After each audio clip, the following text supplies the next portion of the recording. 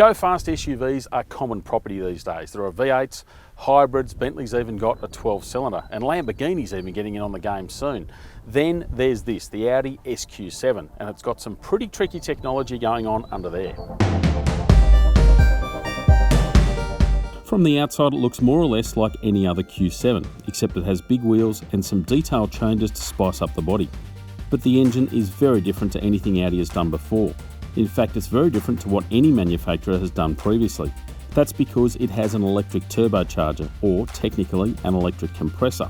It's a powerful air pump running off a beefed up 48-volt electrical system. And it's all about pumping more air into the engine. It is about performance. Now that dash to 100 kilometres an hour took about 4.8 seconds. That's quick, that's almost sports car quick, in a big heavy 2.3 tonne SUV, so absolutely no dramas with performance. But that whole system is all about flexibility and drivability with the engine. Now, one of the things that turbos are renowned for is turbo lag. So you squeeze the accelerator and all of a sudden it just takes a little while to wind up and finally get going. That's where that electric compressor comes in. It's all about working in the low rev range. It only ever works for 2 or 3 seconds at a time. It's about basically taking the turbo lag out of the equation. So push the throttle and you get a wonderful surge almost instantly. It's not quite instant. There's still a hint of lag there, and it's more about, if anything, transmission lag. It's the car trying to sort out what you're trying to do and then finally get around to doing it. But it does work. It makes for a car that doesn't have anything like the hesitation that you can get in a diesel engine, particularly one with a fair bit of hoof like this.